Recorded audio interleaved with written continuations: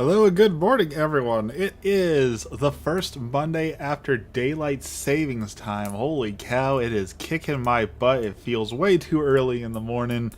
So I am still waking up, but happy daylight savings time. I have heard 12 states have decided to never do this again, and my state is not one of them. So I'm hoping that eventually my state will agree to never be a part of daylight savings time again. That would be excellent, but we will see. We vote on it every year, and every year it fails. So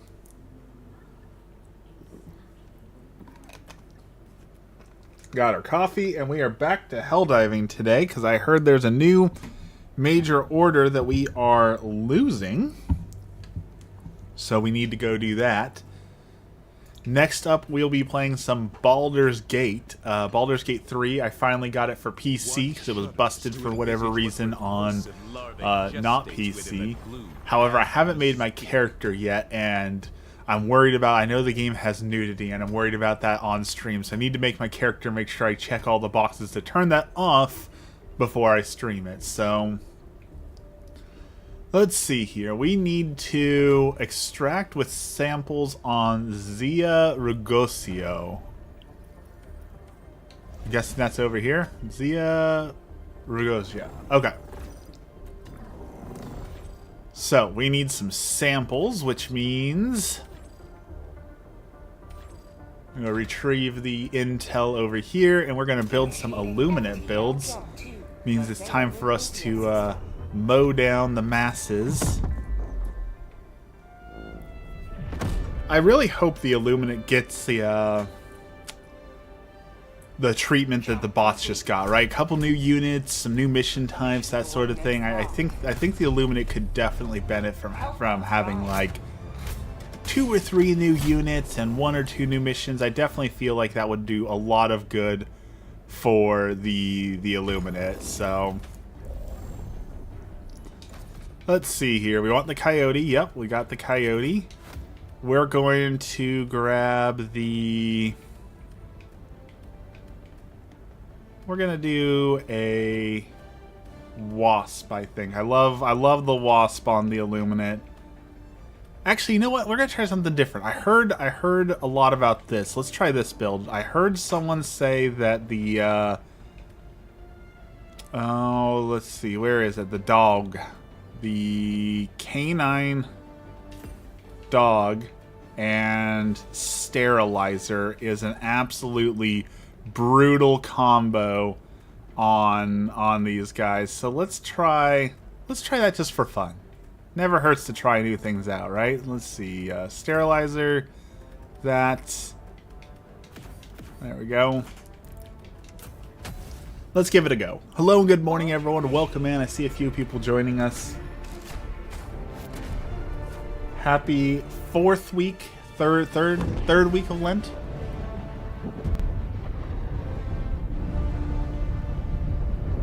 Yesterday was the 3rd Sunday of Lent, so it's the 3rd going on 4th week of Lent. Okay.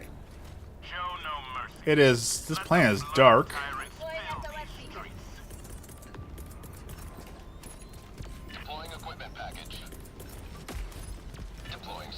It's very dark for some reason. I don't know, it seems darker than usual.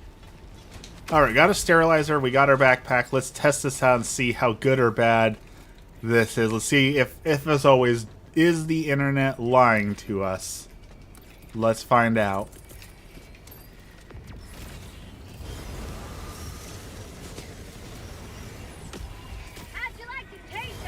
Well, we just got a enemy call-in, so that's a pretty rough start.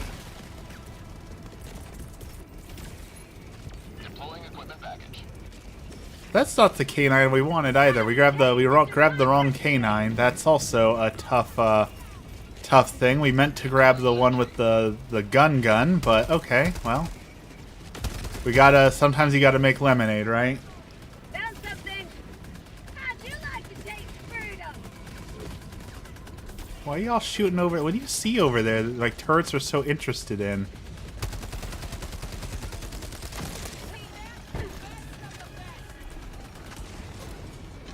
Alright, this is going to be bad because we don't really have much to deal with the walkers with our current build. That is the one downside to our build is we don't have anything anti-walker.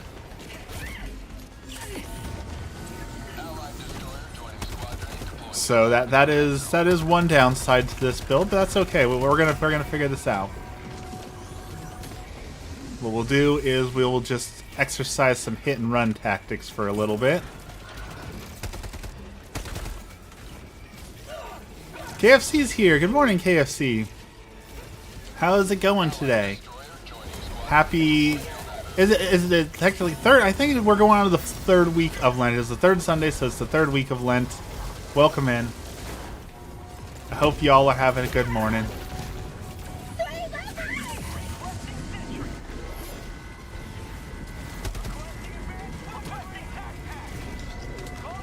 What is going on? What is new?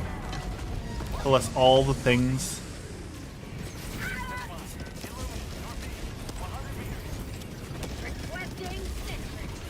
Alright, we're still standing. I didn't think we'd still be standing, but we're at least still standing, so, you know, we're as long as we don't die, I guess the build's not that bad, but we're having a little rough go of it, no lie.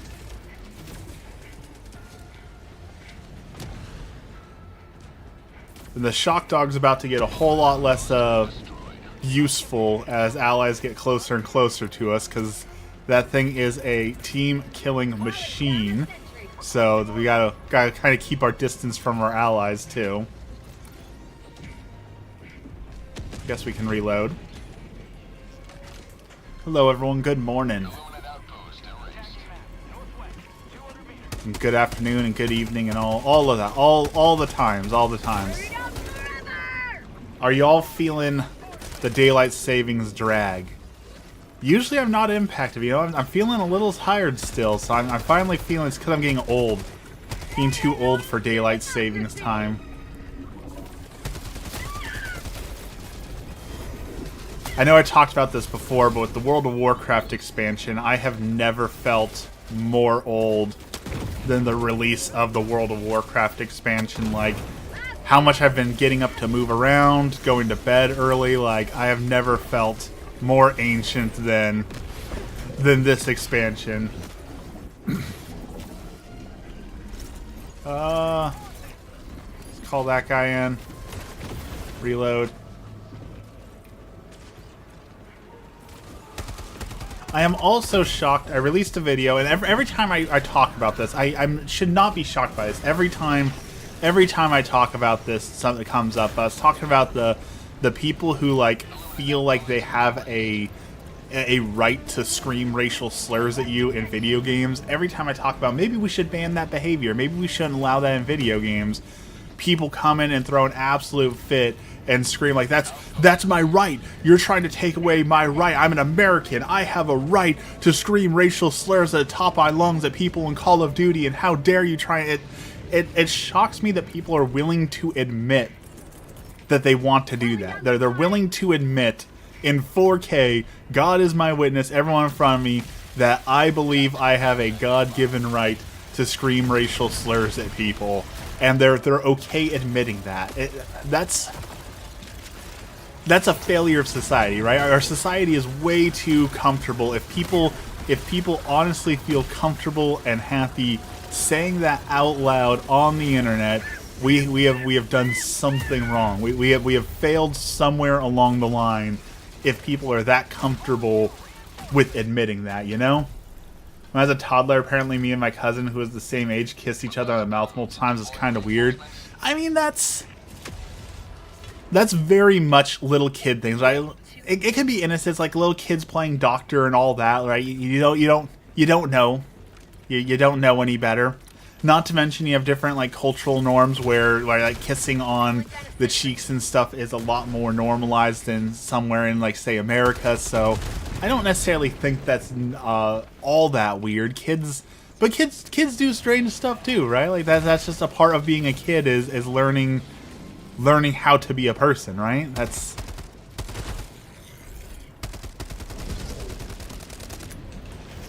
not that bad.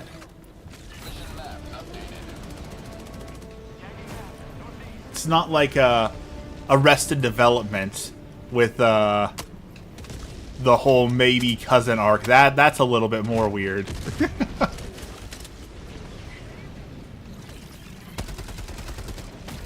Ooh. Man, I cannot aim this morning. There we go. Thank you. Holy cow. Okay. That problem is solved.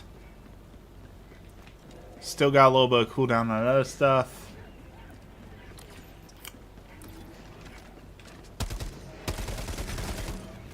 Blow that up. Off we go.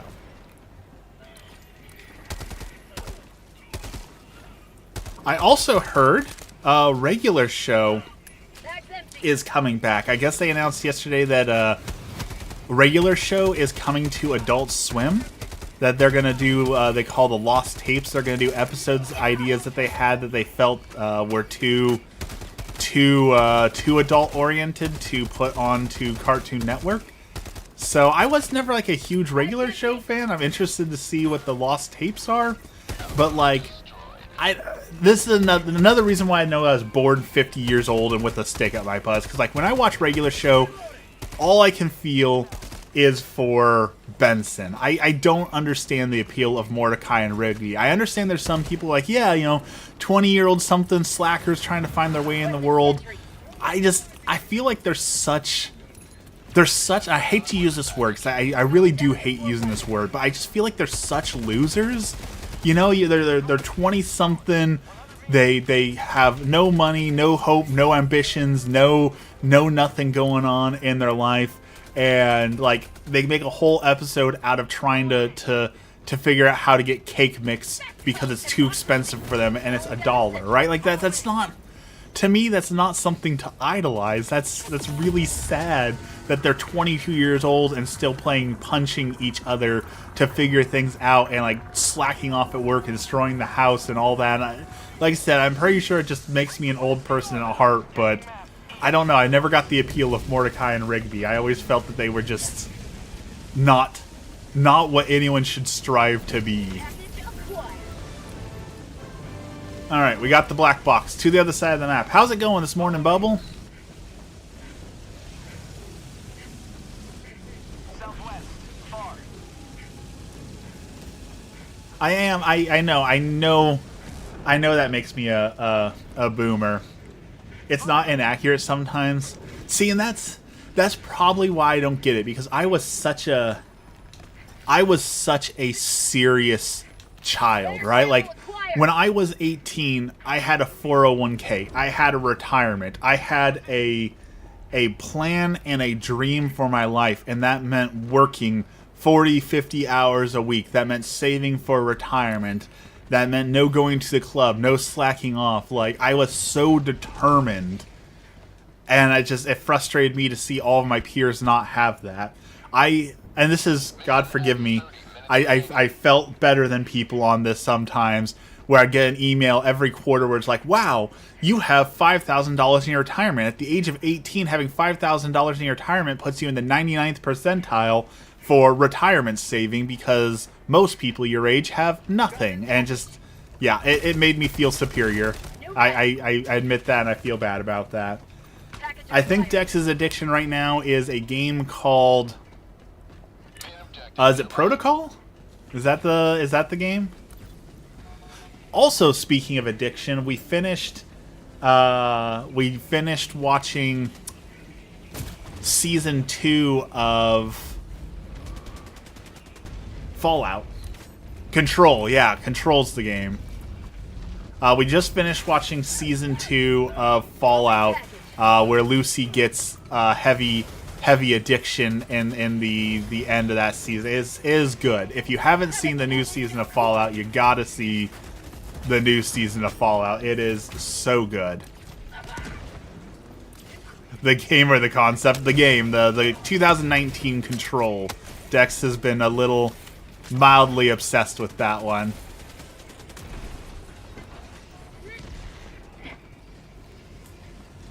Okay, where is the black box Control?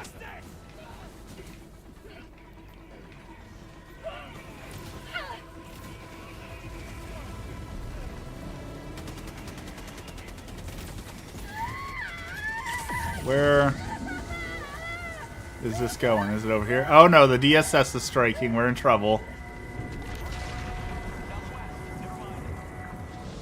Is it down here? Maybe? Ah, yes. Okay. I'm fully committed to wasting my life. No, Dex, don't waste life. It's okay to play it. I just literally just made a video on this. People not being responsible with video games and spending too much time on video games. Go watch my video instead of wasting your life on it. It's only got 50 views, so you know I need a couple hundred more to make that sweet revenue to go towards Italy. You'll also be excited today, Dex. The Furby mask is coming today. So I cannot wait for the Furby mask to come. I know you don't watch my videos, Dex, and it hurts. It hurts deep down. Deep down.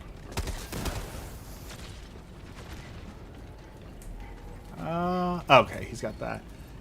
It is one of those things that always makes me wonder, like, how bad are my videos? I have 7,500 subscribers, and my videos average 50 views. Like, clearly they do not have mass appeal. What is that random light on me? Do y'all see that? It's like this blue light. What is... Oh, it's that thing's watching me. Okay. That's what's watching me. We're gonna hide in the corner. We don't want to deal with that right now. But yes, Furby mask is going to be amazing, Dex. You just wait and see. You text me all your bad opinions, and I watch you 3 times a week. That is more than enough waffles. Which, speaking of waffles, I found out that that there are 2 waffle-based holy events coming up. Apparently, for the Ascension of our Lord coming up here soon, at like March 25th or 26th, apparently in Sweden, they celebrate it with waffles. So we're gonna have a waffle-based day coming up there.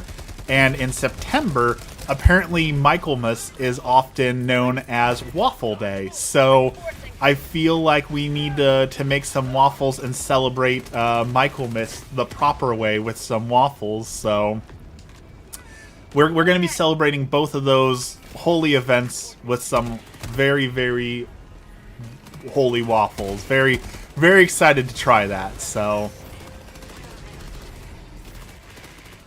I'm very bad about one of the things that when I was in OCIA, our religious director really encouraged us to do was he said once a month you should pick a feast day and really celebrate those feast days at least once a month. And I haven't done that, and I really should do that. It's a very good practice. I think the car is broke. I think we're in trouble here. Car is broke.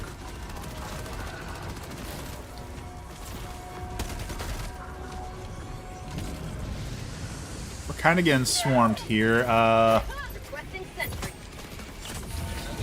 Gatling Sentry and Machine Gun Sentry. I am a lot to handle. You're not the only person to tell me that, Dex. You're not alone in that.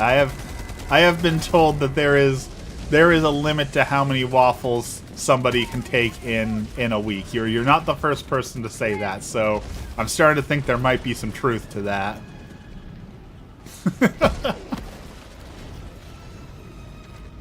Extraction is available. Now imagine yourself in Emmy's shoe, where you're married to me and you can't escape. Where every morning, every day is this. Like yesterday, we were talking about arroz con leche, which, as far as I know, is basically like sweet rice. You make rice with like condensed milk, and I've never actually eaten arroz con leche. And Emmy was like, "Well, you don't know what it tastes like if you've never had it." And I was like, "I'm pretty sure it's just Calling in reinforcements. cream and rice. And she's like, well, it's not cream. I was like, well, it's condensed milk. Condensed milk is essentially cream.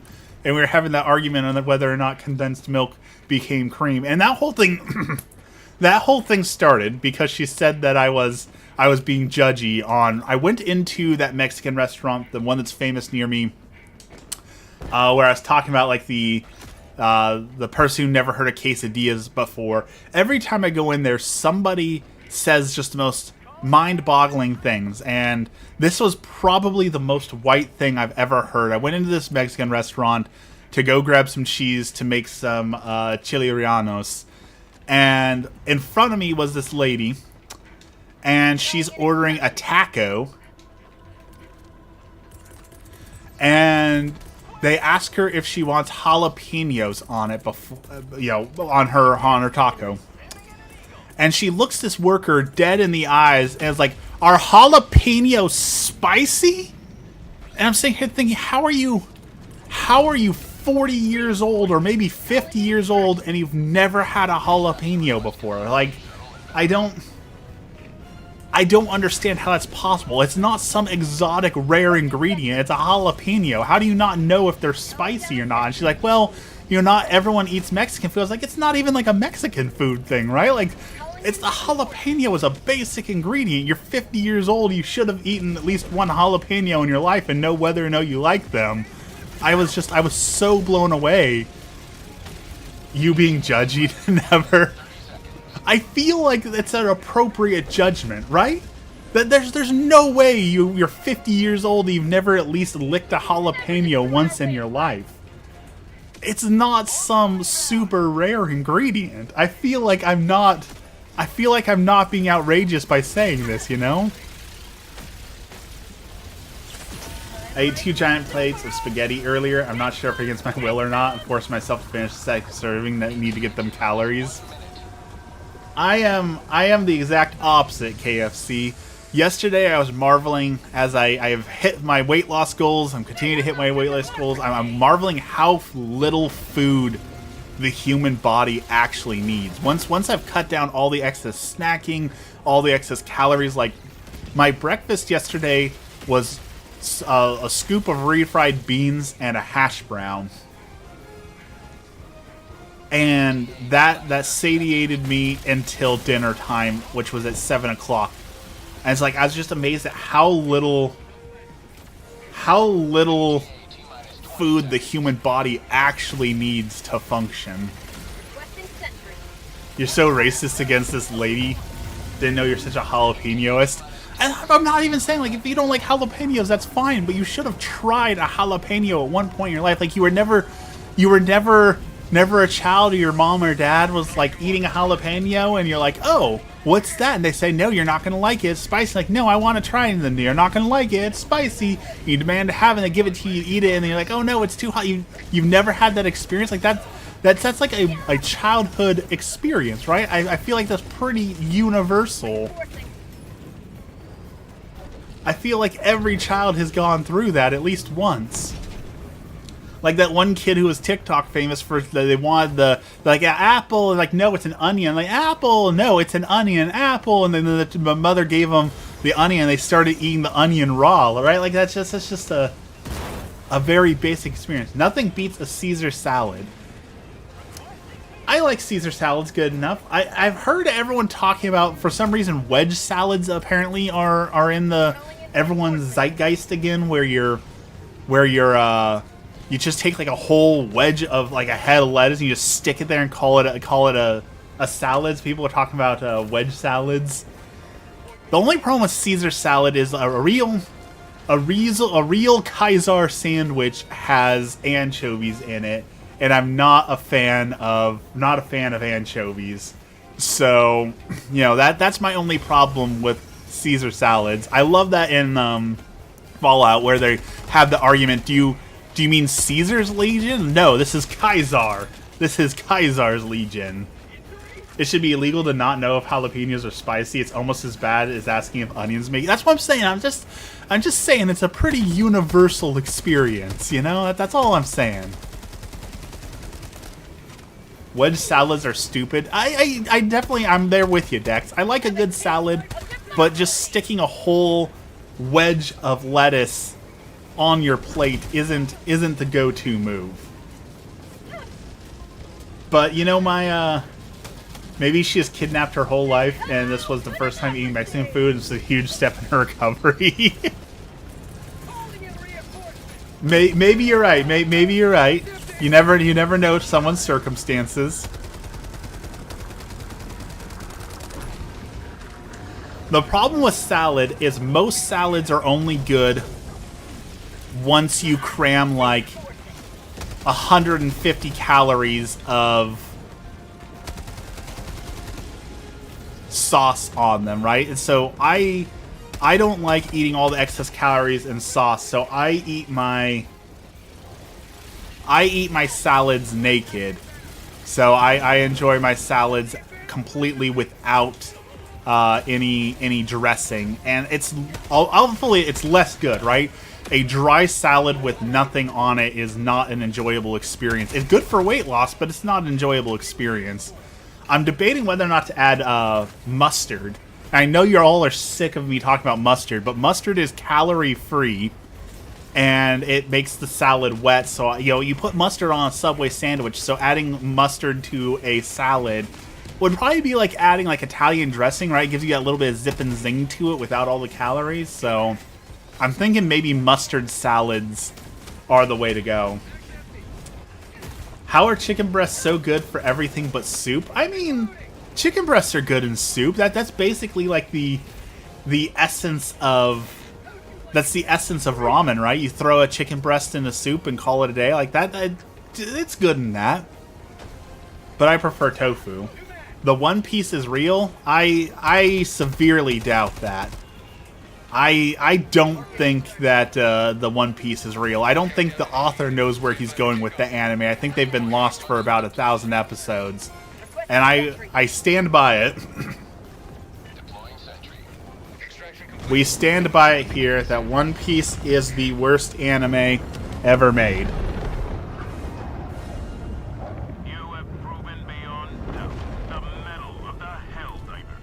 And I will defend that opinion until my dying breath.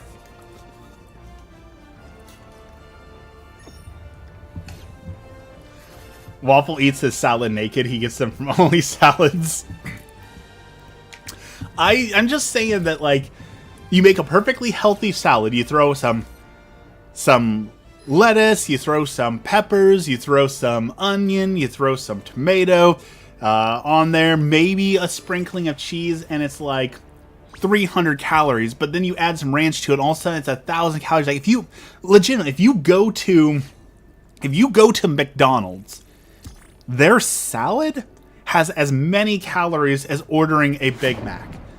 Because it's in the sauce, right? You're eating like 600 calories of sauce. So by cutting out the sauce, you're actually making the salad healthy. So you don't eat the salad sauce. It's the same thing with a sandwich, right? Like back when I ate meat, I would love like a good Italian sandwich. An Italian sandwich is like 500 calories. Delicious. And then you start adding a bunch of sauces to it. Also, you've got a multi-1,000 calorie sandwich. No. You cut the sauce, you save a lot of calories. Which officially, next week will be the big day, everyone. If I continue to lose weight as I have been, if everything continues on the way it has, next week should be the big 200. Should be 200 pounds officially lost as of next week. If my weight loss journey continues as it should. I'll take a glass of salad sauce on the side on the rocks, extra calories. 200 pounds. That is a whole person I have lost.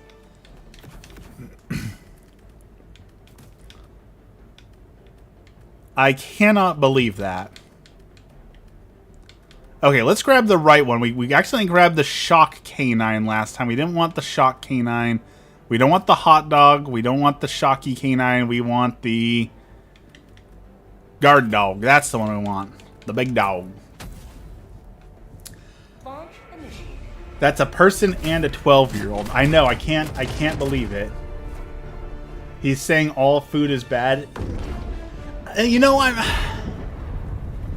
I don't want to say all food is bad. I don't want to get like the eating disorder level of food, but I do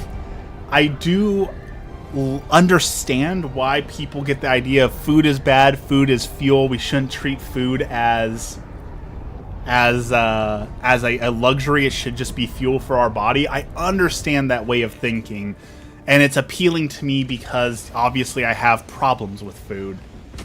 I have a weird habit of not eating lunch, so dinner tastes even better. I mean, I'm the same way, KFC. My usual schedule is I'll eat 400 calories of breakfast somewhere around like 7 a.m. and then I won't eat again until 7 p.m. Right? Like, I'm trying the intermittent fasting. It has worked for me. It doesn't work for everyone, but it has definitely worked for me a lot. I can't see. This planet is already so dark, I can't see. The bad opinion sunglasses must come off. I guess I'm going to have to cut the bad opinion short because I can't see on this planet with the bad opinion sunglasses on. Alright. We're trying this again with the proper guard dog, so let's see how this goes. Looks like we're going to have to run around. Intermittent fasting has definitely been a huge lifesaver for me, but I also understand why it's not for everyone. I understand why people can't do that. The one thing I talk about that I'm incredibly blessed with, I understand that it is 100% a blessing, is I got the willpower 4 days. And I understand not everyone is blessed with such an incredible amount of willpower, so it's not easy to just say, I'm just not going to eat for 14 hours. I understand why that doesn't work for everyone. Ooh, samples, we need those. Ooh, a piece of candy. However, now that I've finished Fallout, back on topic to Fallout, now that I have finished Fallout, Emmy says we need a new show, so I'm taking suggestions. Does anyone have a suggestion for a new TV show for us to watch? She thought maybe Westworld. We've never seen Westworld, so we were talking about Westworld. A lot of people recommended The Expanse, so we're talking about doing The Expanse. I guess one of these days we should give Breaking Bad a chance. I've never really given Breaking Bad a chance. Invincible has a new season coming out, so of course when Invincible's new season comes out, that's going to be our new show. But what show should we fill in the whole of Fallout with? Bobby's World? Game of Thrones, Invincible, Breaking Bad for sure. I don't know about Game of Thrones. I watched the first season. I really liked Game of Thrones, but I do feel like Game of Thrones did fall off pretty hard.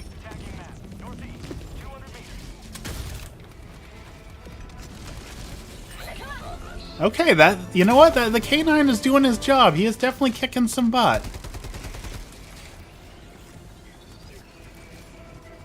90-Day Fiancé. No. She wants like sci-fi lore worlds, you know, something to really sink your teeth into. She's not looking for the fast food sort of TV shows.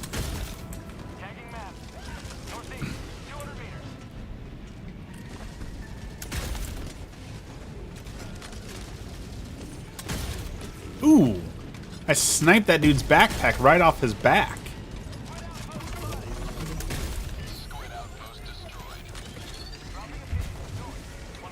She really wants a playthrough of Fallout. So one of these days I need to go make a playthrough of Fallout, like from start to finish, the story of Fallout. She's been asking for that. It's just, that's gonna take a while. That's gonna take a long while to put together, like the actual like story of Fallout. I need someone to make a podcast of it, the beginning to end of Fallout. All of them. She wants the start and end of Fallout 3, New Vegas, and 4. I assume she would also want 1 and 2, but we ignore 1 and 2, right? Fallout 1 and 2 aren't real Fallout games. Outpost destroyed. Attacking map. North. 100 meters.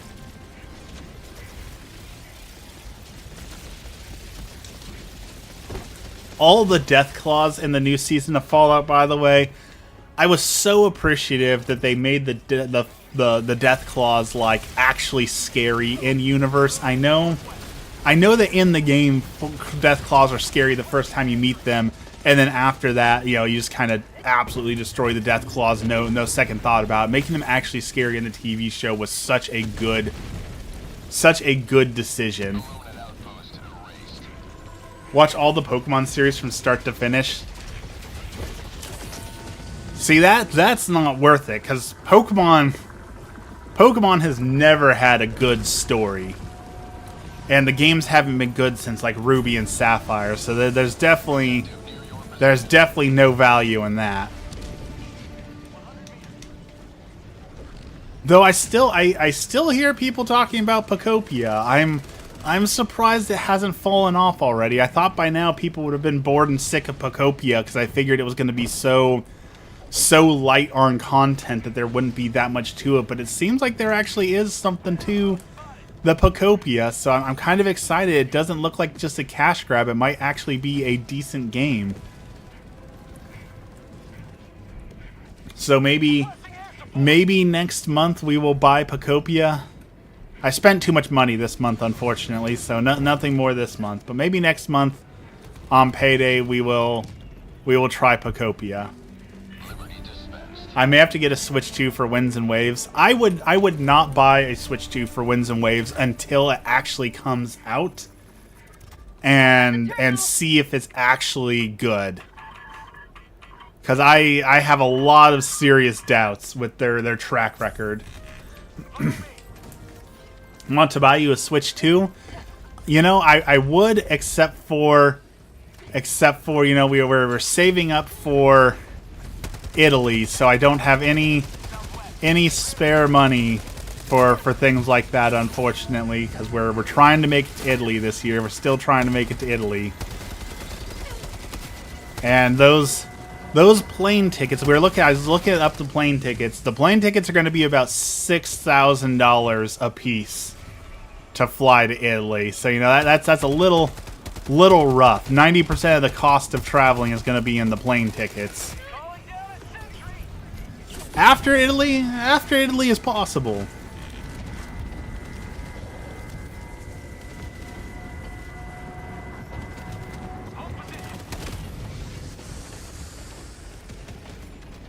Yeah, the plane tickets to foreign countries are very, very expensive, and considering oil went up $1 in the last week, and it's probably gonna go up. And everyone on TikTok is doomsaying it. I don't quite believe it, but everyone keeps saying that that gas is gonna be $6 a gallon by July, and I don't know. I don't know if I believe that or not, but I really hope not.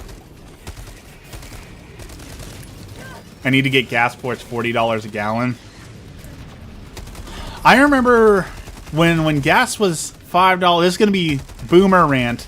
Back in my day, when gas was $5 a gallon, I was working for $7.25 an hour at Ross Grocery Store, and I was driving a vehicle that got about 10 miles to the gallon. So that was truly awful, because I had to drive about 25 miles to work. So bare minimum, it cost me about $15 to go into work. And since I was, you know, at a grocery store, sometimes you'd only get hired for like 4 hours a shift. So I would pay $15 to $20 to go into work to make $28, right? Like that's that was awful. that was truly a bad feeling. Is that a hit? That looks like it should hit. Yeah. Okay, that hits. I was making 213 working and going to school out of state. Were you doing one of those, like, waiter jobs? Is that why it was 213? A tip-based job? Alright, KFC. Have a good night. We'll see you again on Wednesday. Thanks for hanging out with us. Go into a spaghetti-based coma. Engaging terminal.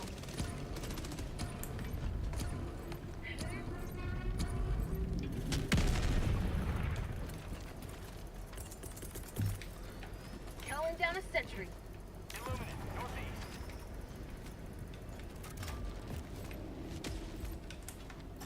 northeast. Come on, destroy that ship.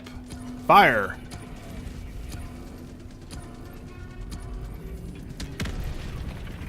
Oh, now they moved that wrong.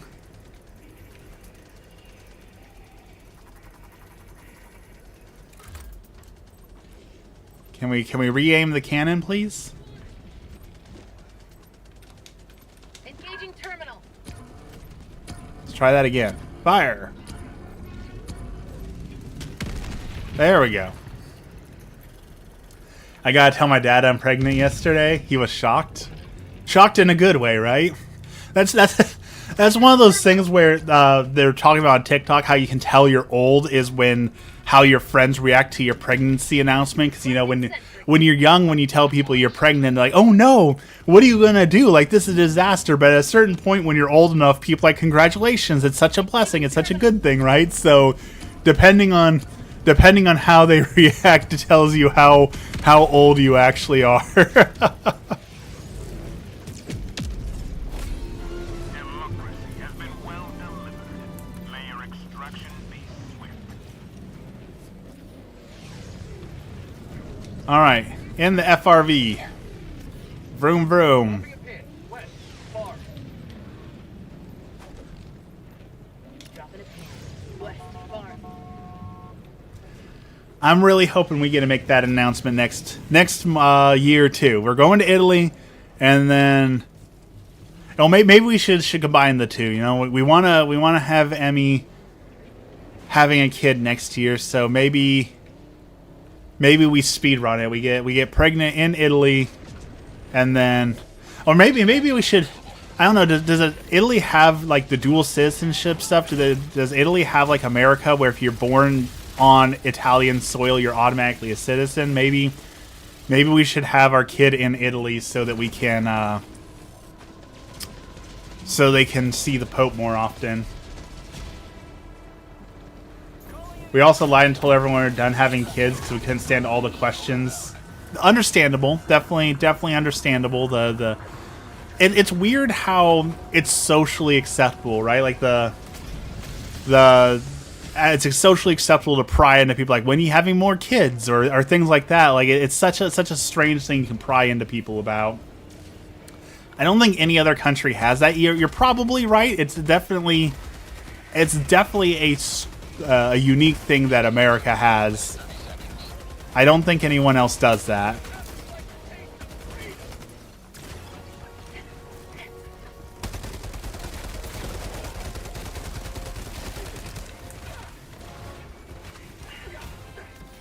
But I'd like for our kid to be able to go to Italy a lot. Go see the Vatican, the art, see the Pope. Which hopefully Pope Leo is around for a very, very long time. Which it seems like the Pope is rearing up to come out as very, very anti-AI. So it's kind of strange. You know, there's some things like piracy. The Vatican doesn't have an official stance on piracy. They haven't come out and said anything about piracy, even though it's been an ongoing problem for like 50 years. But it looks like the Pope feels strongly enough about AI that we're going to get some announcements about AI in the coming years. And it seems like he's going to be firmly against and cautioning Catholics not to use AI, not to engage in AI, and not to be a part of AI. So I think that the Vatican's going to take a very firm stance against AI. If you have family ties to Italy, you can get dual citizenship. I don't have any family ties to Italy. My family ties are in Ireland and Scotland. So, no luck there. I do have a tartan, though. You know, I do have a family tartan, so I got some family colors I could represent. So that's cool. Freedom forever!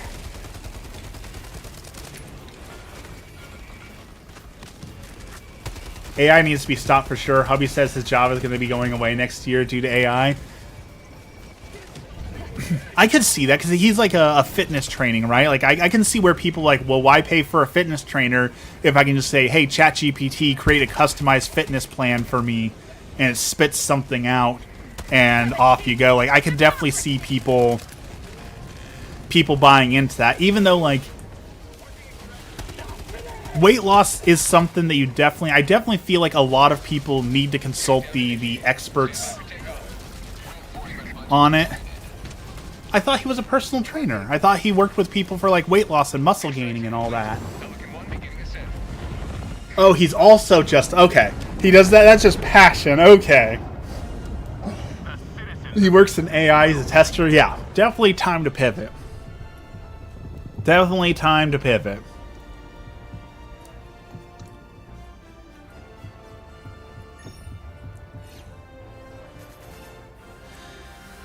And I played with AI for a while, and yesterday I saw an AI power metal song that was really impressive. Like I don't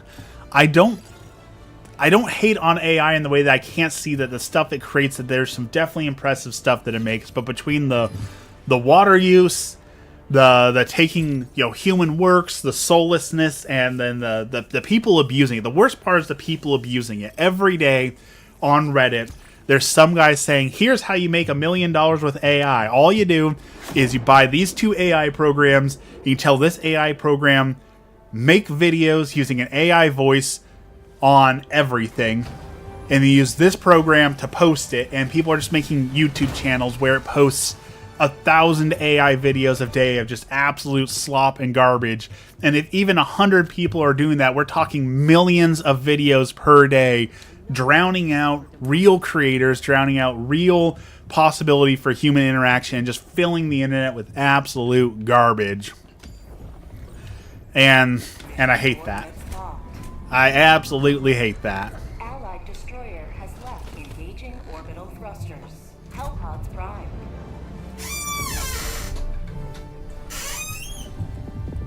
Orbit synchronized.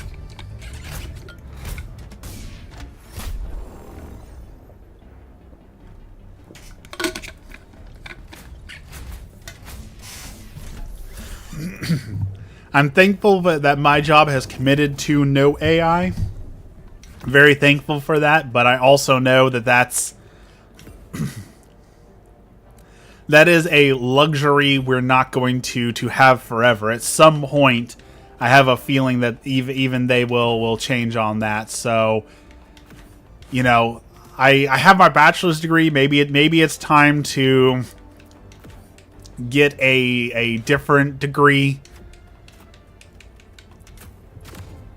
Exactly. It won't be forever. So maybe it's time to get a different degree. The problem is I don't know what degree to get. What jobs are AI proof? We don't really know. Unless I went like the blue collar job. Nothing wrong with blue collar jobs, but my body is too broken. I couldn't hack it as a electrician or anything like that. Jonathan, good morning. It has been a while. We're doing good. We're talking about being replaced by AI and what we can do to not be replaced by AI. Yeah, my body is too old for physical labor, unfortunately. My knees are spent. I already had one hernia. My back hurts. I can't afford to get into those jobs, unfortunately. So that backup plan of physical labor will not work for me.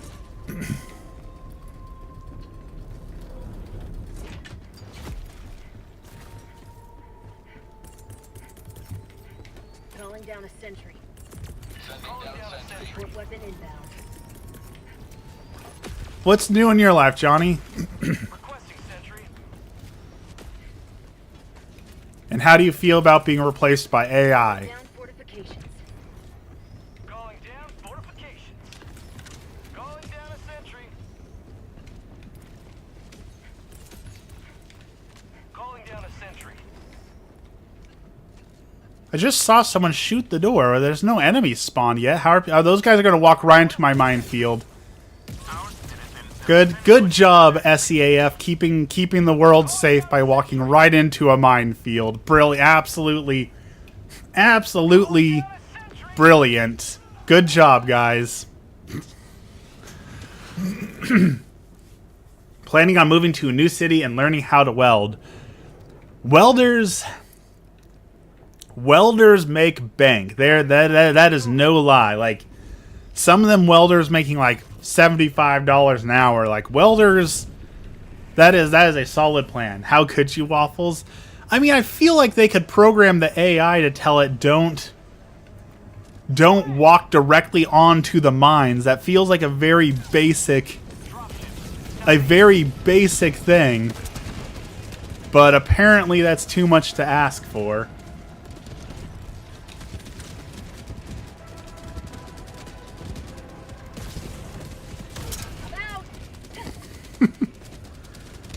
Being replaced by AI, however, I don't feel happy about it, and AI can't replace us in every way. See, we say that, and we know that in our heart of hearts. That doesn't stop executives from trying, right? That's the real danger. The danger isn't being replaced by AI. The danger is dumb executives who feel like you can be replaced by AI. Therein lies the problem. Because everyone knows that executives out here don't exactly make the smartest decision. Their job is to increase profits for that quarter by any means necessary. And that usually means pay cuts or kicking people out or things like that, right? Because all that matters is the short term. The long term doesn't matter as long as you can make it in the short term. That's all that matters.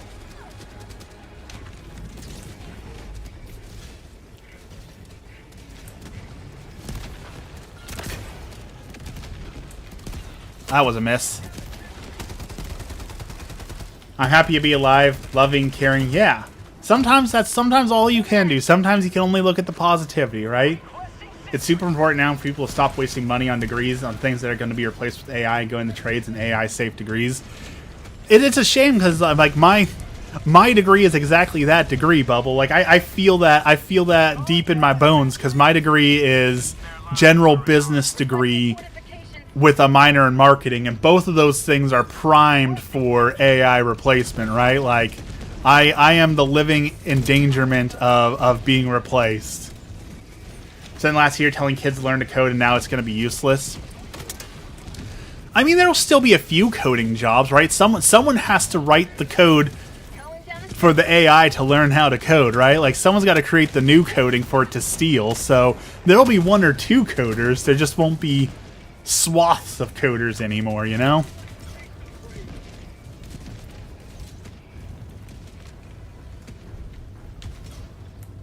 calling down a vehicle. I also, like, how many jobs, though, like, legitimately, how many jobs that are being replaced aren't going to be missed, though? How many massively corporate structures have that dream job where it's like, I'm a middle manager, I get, 10 emails in the morning, I answer those by 9 o'clock, and then I do nothing for the rest of the day, right? Like, those jobs exist in some capacity. Like, is it really going to be that big of a loss if we lose those jobs? Until Skynet becomes powerful enough to code itself. As far as I know, that's not feasibly possible yet, but I guess that is a yet. Is anything lost if people actually have to have a real job, but it's not, I wake up, I send an email at 9 a.m., and then I do nothing else? Like, when I got displaced at Wells Fargo, for example, that was that was my reality for a little bit. When they first moved me into a new department, they didn't really have enough work for us in that department. So, like, they gave me something to do, but I could do that job in an hour. And the rest of the time, they were literally just like, we're paying you. Just be available to answer questions and do things. Like, just sit there and be available.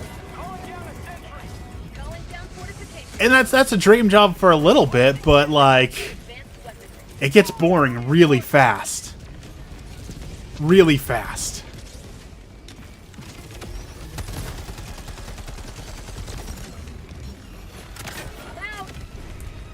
Oh, how did that not take that guy out? Come on, that felt like a bullseye. Oh, I blew myself up. And in that event, it's time for us professional Helldivers to rise up, task to spread democracy beyond the computer screen.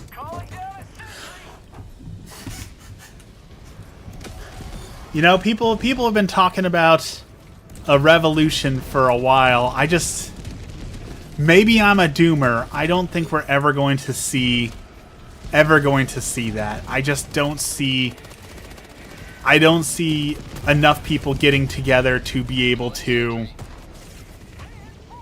organize anything like that. It's the same thing with, like, California has been toying with the idea forever of, like, they keep saying soft secession. Sixth Heavenly, good morning. You know, they keep saying, what if we softly secede? You know, what if we become our own thing? And people keep talking. I don't see that ever being a thing. I don't foresee that actually ever happening. Has it been a while? Have you changed your name? I don't recall. Maybe it has been too long. If I don't remember the name, maybe it has been too long. The only thing that would bring us together is a TikTok ban.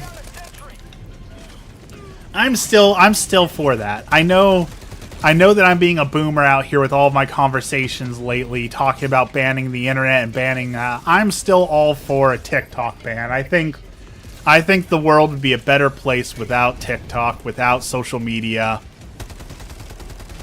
And honestly, I said it in the video, I'll say it again. If the government, and I know people hate government overreach, but if the government came in and said, you know what, you people aren't being responsible enough, so you get 4 hours of gaming a day, and that's it. That is the maximum amount you are allowed to game, and then you have to go do something else with your life.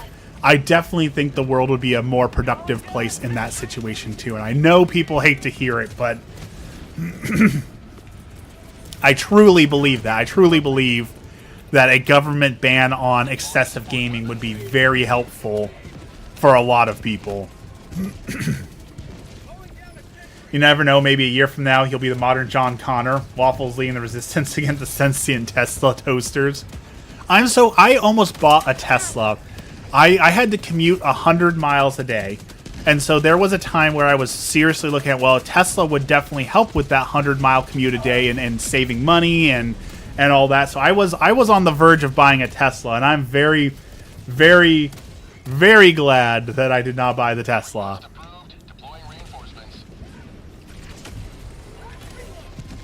I'm not big on social media, but I disagree. I understand disagreeing. I understand not wanting the government overreach. It's just time and time and time again, people have proven that they can't be responsible, you know? So for the greater good, sometimes we have to make a sacrifice, right? And then we're watching these people waste their lives playing World of Warcraft 22 hours a day. Maybe someone needs to step in and say, you know what, you can't be responsible, so we're taking this away from you.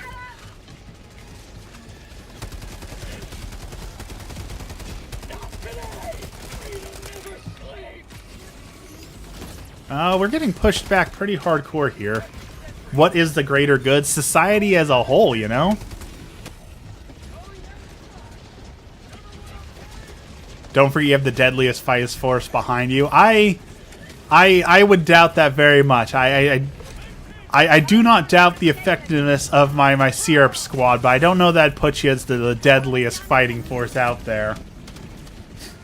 How would limiting autonomy benefit anyone else besides the elite in this case? Well, you see, say that you have someone who is like the NEETs. The NEETs are very bad right now, right? The not in education, education, workforce, or training, where like, I'm not gonna get a job, I'm not gonna get an education, all I'm gonna do is play video games all day.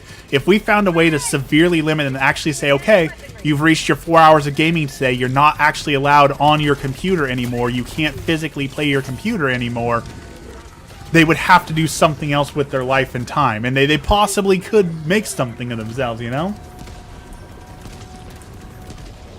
They possibly could do something productive with their life if they weren't allowed to just sit there and play video games for 18 hours a day. Not saying it would happen overnight, and I'm sure some of them would find loopholes and ways around it, but some of them might make something of themselves.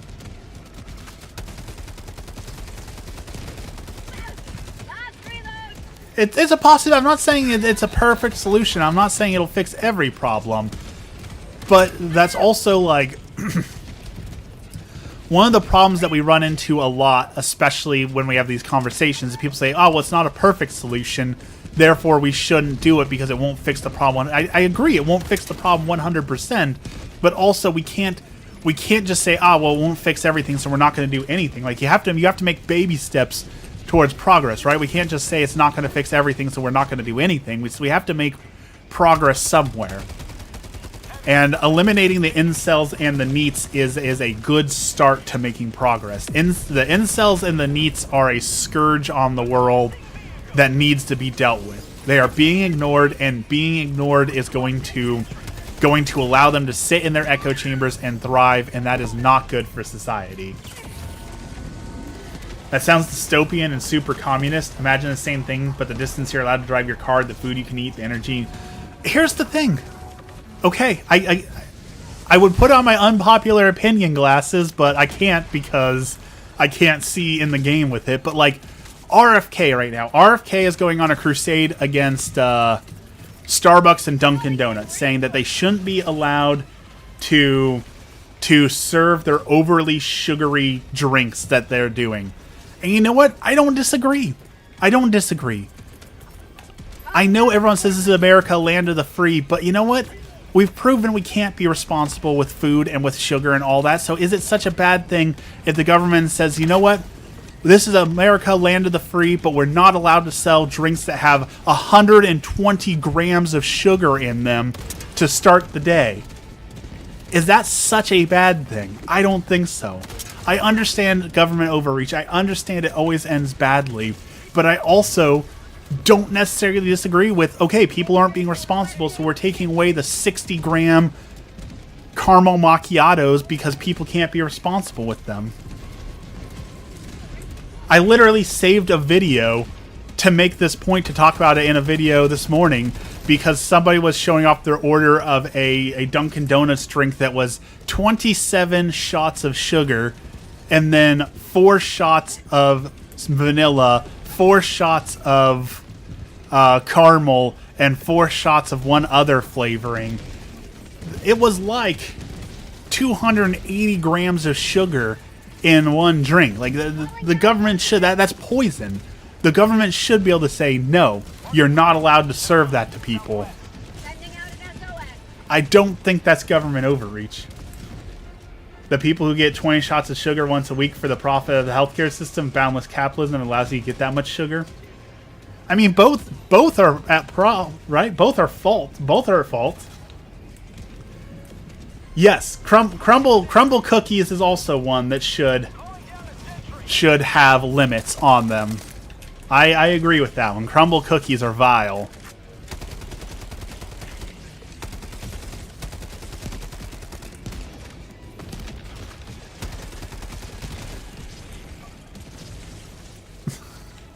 Look at Dex out here offended. Do you like crumble cookies, Dex?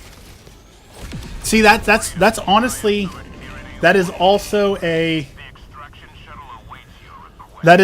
something that we need to fix in America. I think that if we fixed serving sizes, we would have a much better understanding of the food that we're eating. I definitely feel like every serving size should have both what one serving size is and what it is to eat the entire thing.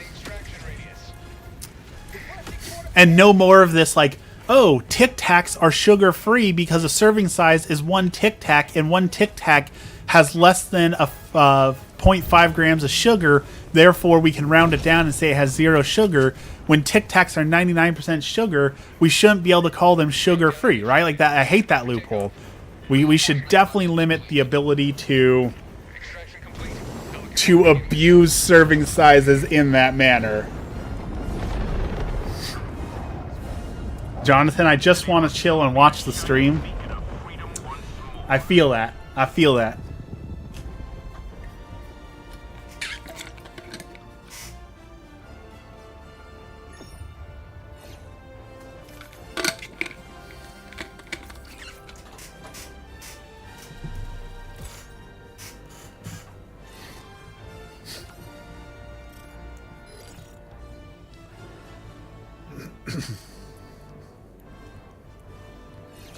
Here's another government overreach I'm a fan of. Licenses for bicycles. I am so sick of bicyclists who feel like they can do whatever they want on the road. They can do whatever they want to do.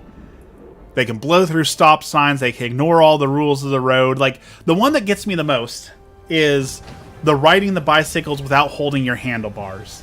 That one irritates me so bad because all they do it for is to needlessly show off, like, look at how good I am at riding my bicycle. I don't even need to hold the handlebars. And all it does is endanger other people. You should be able to have your bicycle license revoked for that and not be able to ride a bicycle anymore. Allied destroyer has I will stand by it. Gonna start a job next Monday, so attendance gonna be down. What are you gonna do for 3 months? What kind of job are you doing?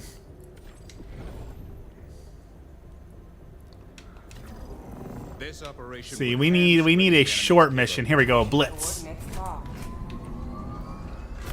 Hellpods prime. Engaging orbital thrusters. We got time for one last quick blitz, and then we gotta go start work ourselves.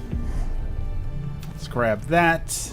And Orbit synchronized. one of those, and one of those, and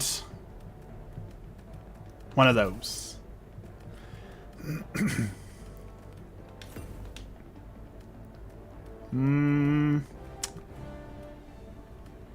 Apparently it won't let us select 2. That's a bummer.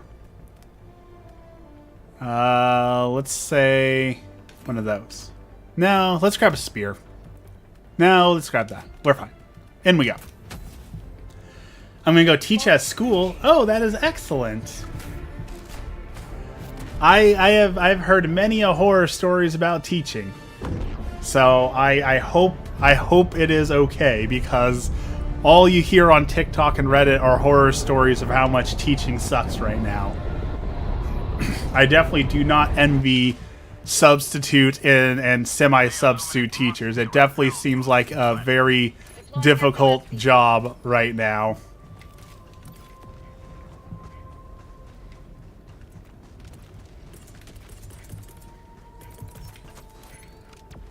I do not envy teachers. That is not a job I could do. I do not think I have the patience to be a teacher. The kids are 4, so it's before they get to an annoying age. That is better.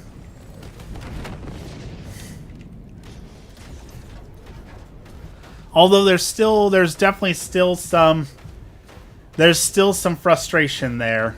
From what I've read, I don't know if this is actually true, but what Reddit and all the places talk about is the 4 to 5 year olds going into kindergarten. One, like 30% of them aren't even toilet trained, so you have to deal with diapers and potty training and all that, which is the whole ordeal. That some of them are so like addicted to screens they never had to go without their screens before, so this is like their first foray into dealing with self-regulation and boredom and no screens and all that. So I definitely feel like if that's true, that's definitely going to be a very large challenge to overcome, if true. Like, if a 4-year-old's getting dropped into your classroom who's literally an iPad kid and has never had to go without their iPad, and now they have to go without their iPad in your classroom for the first time, that is going to be an absolutely miserable experience. Mission at 10 minutes remaining. Calling down a sentry. Apparently our mech suit is super sneaky because they don't see me casually sneaking along here. I'm going in mid to late years, so the kids are used to it. That is better. It sounds like you've definitely got a good position lined up. That definitely sounds much better than just going into start of the year, first time without an iPad sort of thing.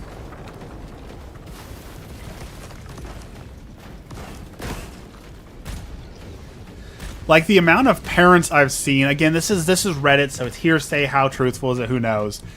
Who allegedly just say, oh, well, you know, it's the school's job to teach my kid to read, so I'm not going to teach them to read at home because that's the school's job to teach them to read. That is such a scary concept that people apparently have, that I don't need to teach my kid the alphabet or to read or to write their name or anything because that's the school's job to teach them.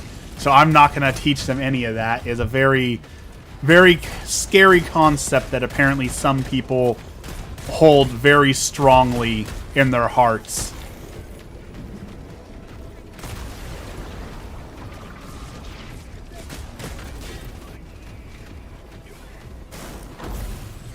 All right, that's done. Next.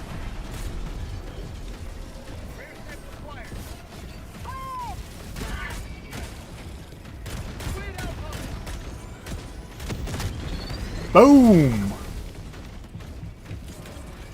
Same thing with, like, the potty training. Like, that's the school's job. Like, as far as I know, that has never actually been the school's job. That has always been firmly on parents. Maybe I don't know what I'm talking about, but that one feels like it's always firmly been in. That is not the school's job. Maybe I'm wrong.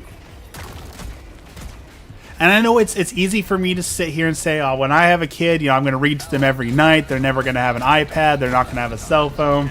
They're not going to have any. It's easy to say when I'm not living it. So maybe when I am a parent, I'll find out it's not as easy as I'm saying or any of that. But it feels like there does need to be some personal responsibility taken in there somewhere.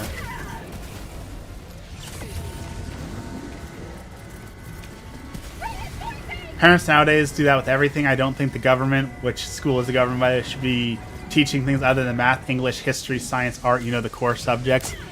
Here's the thing is, like, I don't mind the government teaching history, but we all know that the history that we get in school isn't even real history, right? It's the propagandized history they want to teach you. So, like, as parents, it's our job to make sure that, yes, if you're going to be taught history in school, you're still taught, real history as well, the other side of things, balance of things, rather than just the propaganda.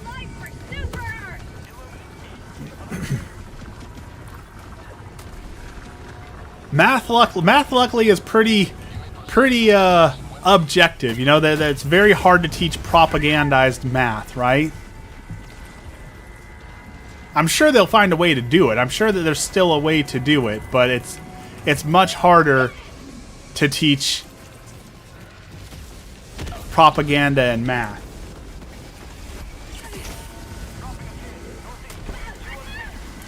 Literature, I'd be curious what books they're having to read, but also, like, it doesn't matter that much. I know this is gonna be an unpopular opinion, but, like, I was assigned a lot of books to read during school. It didn't matter because I didn't care. I read the book to the bare minimum to be able to do the assignment and get, like, a B on it, right? Like, I wasn't actually interested in the messages of the book or what it was trying to teach me or anything about it because I was a teenager. I didn't care about any of that. All I cared about was I'm going to read the bare minimum of the book to be able to mix it with Spark Notes to be able to get a B on the assignment so I can go back to whatever else it was that I was interested in at the time, right? So, like, I know some people are overly concerned with, oh, you can't read Steinbeck, you can't read these books. Like, that's too much propaganda or what. I don't super care because I know a kid's not going to care what they're reading anyways. So, Say hello to democracy. like the first time that I read Animal Farm, I had to read Animal Farm for school. And I didn't even, like, pick up that it was an allegory. Like, I just read it literally as what it was. Like, okay, it's about a bunch of pigs taking over a farm. The pigs are bad. It was a very, very low-grade interpretation of the book. But it was good enough for a B. And that's all I cared about. So, does it matter what book we're reading? Probably not. Science, I want them to teach just because, you want your kid to have a love of science, right? There's so much cool stuff in science. And Bill Nye makes it fun, learn about scientific experiments and being curious and asking questions and things like that, right? Like, that's a good thing. That was the first book that really hit me. See, that's why I have a soft spot for The Alchemist. The Alchemist was the first book that I read that wasn't like a school-assigned reading that I really, really wanted to read. And I really took my time to absorb it and understand it, and it really hit me hard when I understood what a book could be. So The Alchemist I have a soft spot for The Alchemist for that. Yeah, the Outsiders was terrible. I agree with that.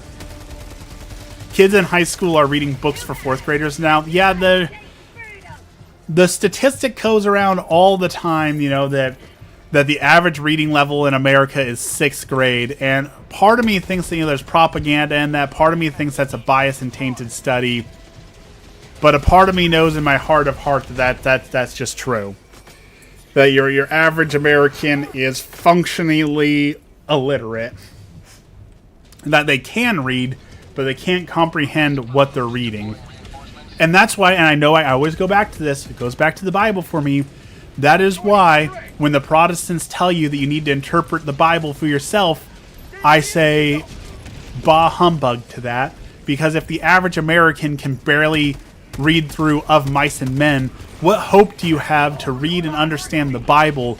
A 2,000-year-old book, well, 70-plus books combined that includes poetry from a language we don't fully comprehend. Like, what hope does your average person actually have to understand the Bible? And the answer is 0. And that's how you get Protestants in the first place, is because they're reading the Bible, interpreting it for themselves, and making up whatever they want. There's no chance. There's just no chance. I hate The Outsiders so much. I still pick it up from time to time thinking I'm being judgmental. No, it's a horrible book. The only thing I remember from The Outsiders was stay golden, pony boy. That's all I learned from The Outsiders was stay golden, pony boy.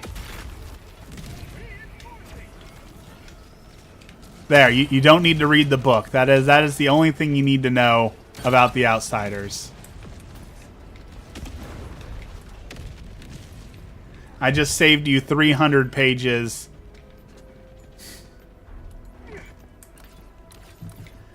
I also thought the Harry Potter books were a tough read.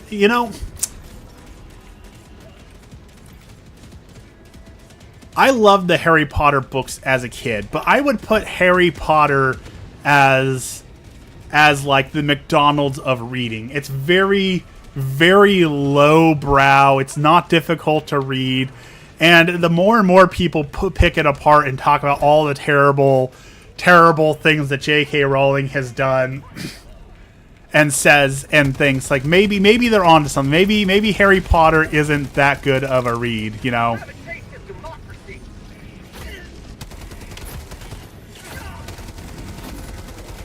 I had to read Harry Potter in college. Now, see, that's a surprising one. I definitely would not put Harry Potter as a collegiate book to have to read.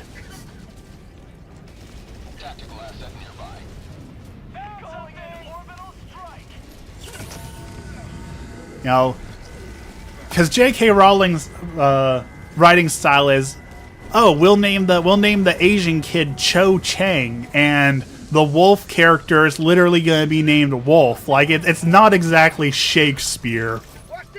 We're going to have a super secret spell language, and we're just going to name, like, the levitating spell is going to be Latin for levitating, and the repair spell is going to be Latin for repair. Like it's not exactly thought-provoking work there.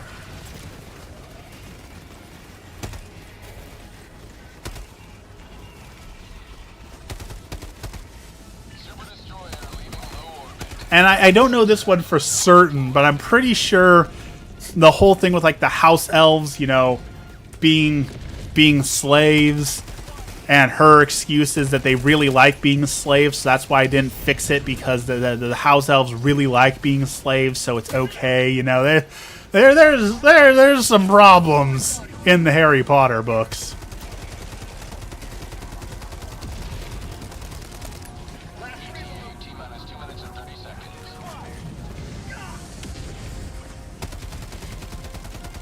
Also, the whole thing with like the redheaded kid, his family having the Marauders map, which let him see all the people all the time, and then you know that Ron's rat was actually just some random dude for a long time hiding there, but like his family would have seen that some random dude is sleeping in the same bed as Ron, and they never questioned it. Like, you know, there's a lot of problems and plot holes and issues when it comes to Harry Potter. I was an edgy kid. I was reading Chuck Palahniuk in high school. That's Fight Club, right? Okay, you may have been an edgy kid, but my brother-in-law saw Fight Club, and his takeaway from seeing the movie of Fight Club was Fight Club is really cool, so he tried to organize a fight club at school where they would all meet after school and just beat each other. That was his takeaway lesson, which again, you talk about like the illiteracy problem in America. That's the exact problem. You have kids who will read Fight Club, and their takeaway from Fight Club is, that's a really cool concept, I'm going to do that. No, that's a problem. That's a problem.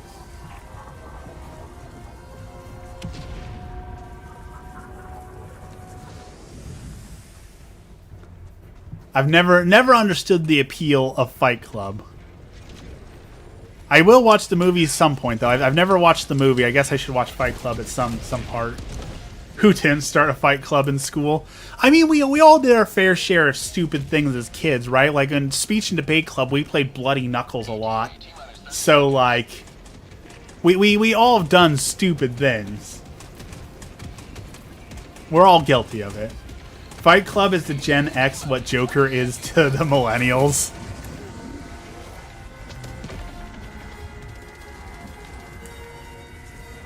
Okay, but who is gonna be the Gen Alpha Joker? What is gonna be the misunderstood piece of media for? Oh, okay. Wait. Speaking of, Emmy and I were at Fred Meyer yesterday looking for Neato, which apparently is viral, like stress balls, fidget toys, soothes the autism. And I saw on sale for $13.99, you can buy a bucket of Skibidi Toilet Battlers. And I was like, what is a bucket of Skibidi Toilet Battlers? They're literally making Army Men, but Skibidi Toilet characters for kids to set up Army Men battle scenes with the Skibidi Toilet universe. And I was shocked to see that existed. Why do we have Army Men but make it Skibidi Toilet? And then just above that was the $50 Skibidi Toilet Surprise. And I'm shocked they're still selling that. Not because like Skibidi Toilet's not popular, but what parents are spending $50 on a literal toilet? Like, I feel like it shouldn't sell that well. I feel like it hasn't sold good enough to justify keeping making Skibidi toilets. Maybe I'm out of touch.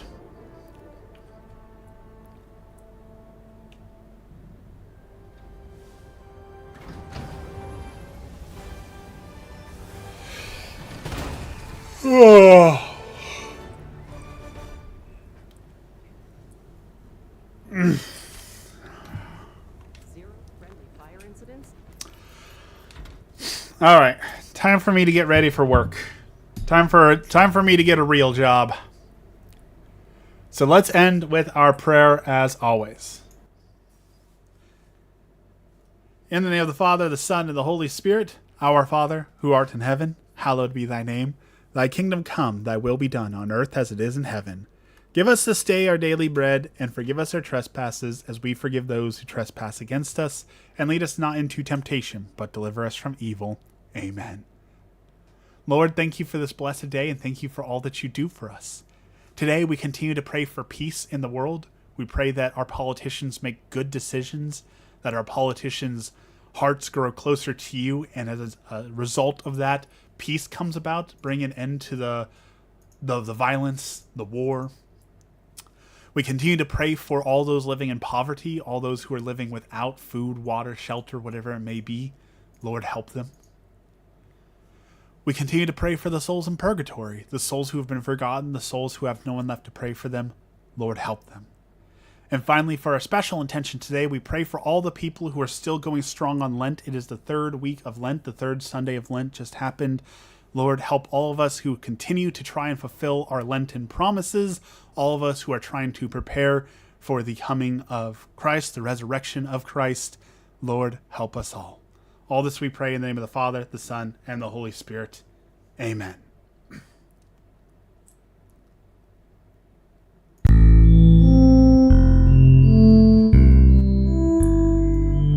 I had to spin the block to say One Piece is pretty good, and you're only mad because there's some pretty bad dressings out there. I said it. I don't disagree. There's a lot of bad salad dressings out there, but only bad because they're chock full of calories. You know, ranch tastes good, but ranch is not worth the 150 calories for a tablespoon of ranch. It's not worth the taste of ranch. It's not worth it. But thank you everyone for joining me. Thank you for praying with me. Thank you for making my day a good day. It's always a great way to start the week is to spend time with you all. I had a blast. I've got to go do my real job now. So everyone go and have a great day. Have a blessed day. We will see you again on Wednesday. Thank you so much for joining me. Have a blessed day.